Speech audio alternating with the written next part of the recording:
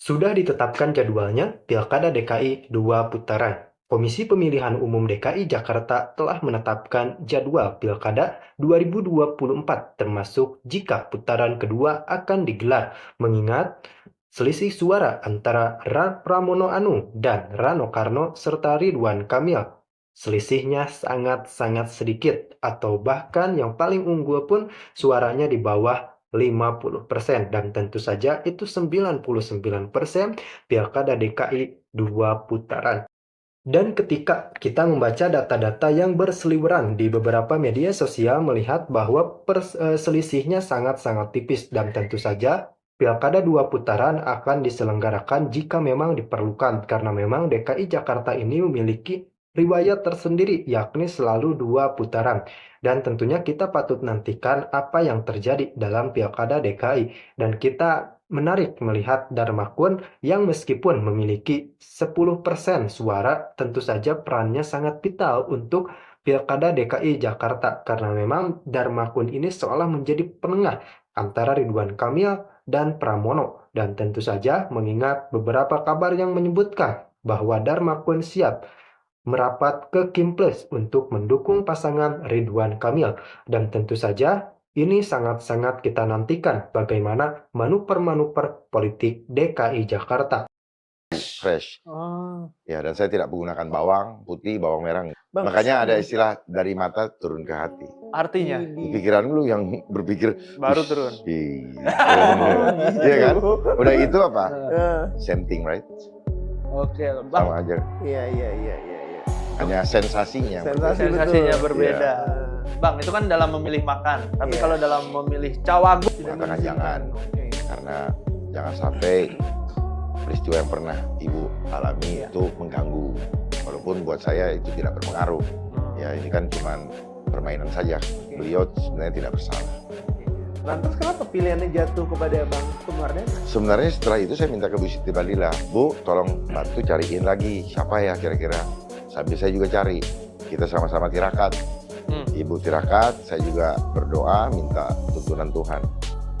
Dan yang terbayang di saya adalah Ibu Mira Sumirat. Mira Sumirat. Oh. Ya, Presiden Asosiasi Pekerja Aspek. Ya, karena beliau juga kan berjilbab ya.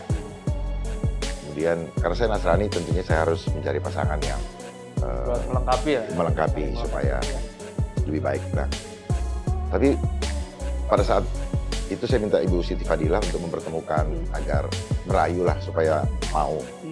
Awalnya terlihat seperti mau Bu Mirah nih. Bu Mirah ini. Mirah, Setelah saya ketemu, terus kemudian mulai goyang karena mempelajari ADRT-nya bahwa apabila ikut mencalonkan jadi bawa cagup, maka dia harus mengundurkan diri secara ADART. Oke, dari asosiasinya itu. Asosiasinya itu. Karena beliau masih punya keinginan untuk menjadi presiden Asia Pasifik untuk asosiasi pekerja. Gitu. Dari mana saya tahu? Ternyata beliau meminta pendapat dari Pak Kunwardana. Kebetulan Pak Kunwardana adalah Ketua Dewan Pakar di asosiasi tersebut. Oh, oke. Lucu ya? Iya. Tapi sebelum itu udah pernah kenal atau familiar dengan Sudah. Pak? Oh, udah. Saya kenal beliau pada bulan November tahun 2023 yang lalu. Pada saat kami sama-sama bertemu di acara penolakan penyebaran nyamuk berwolbachia. Sholat dulu, karena waktu itu jam 5:30. Iya. Mereka pergi ke masjid untuk mencari jawaban. Pulang dari masjid, berdua masih bingung. Saya yang makin bingung, karena saya udah terdesak dengan waktu. Iya. Akhirnya mereka berdiskusi, mereka bertiga, Ibu Siti Fadilah, Ibu Mira Sumirat, dan Dr. Kun. Saya menunggu. Lalu Ibu Siti panggil saya. Tadi barusan ada yang telepon saya. Mereka yang telepon saya ini penasihat spiritual yang mengatakan bahwa dia melihat ada apa ya kok Pak Kun dilantik jadi wakil gubernur. Saya pikir ini cuma alasan aja kali ya. Cuman karena tiba-tiba juga pada saat itu saya bilang, udah dia aja. Udah selesai. Loh, itu bukan karena As simple as that. nggak ngobrol Nggak terus ada yang klik gitu? Nggak ada. Karena kan saya tahu bahwa yang saya tahu adalah kita satu frekuensi, Oke. sama-sama bergerak dalam ruang koreksi, apa namanya itu ya. Kita sulit mencari search untuk mencari misalnya namanya Fabian, Iya. nggak bisa lagi. Jadi begitu kita naikkan, tidak ada ruang untuk mengkoreksinya lagi. Kayak ditelan, tuk. Gitu. Nah, terus kemudian setelah masuk yang kita tahu hanyalah apa? Hanyalah kuantitatif, hanyalah jumlah. Jumlahnya. Ya, jumlah. Jadi begitu selesai kita upload, maka terkuncilah data tersebut. Itu. Ya, jadi setelah itu ya kami menunggu. Kalau kami diminta untuk validasi, berarti kami harus punya akses dong. Akses kemana? Ke Dukcapil. Paham? Iya. Kalau kami harus memvalidasi lagi, kami harus punya akses ke ini, DPT. Kami nggak punya akses. Memang aturan mainnya validasi ada di KPU, bukan di kami. Kami adalah peserta. KPU adalah penyelenggara, panitianya. Jadi memang itu adalah rule of the game-nya. Itu aja.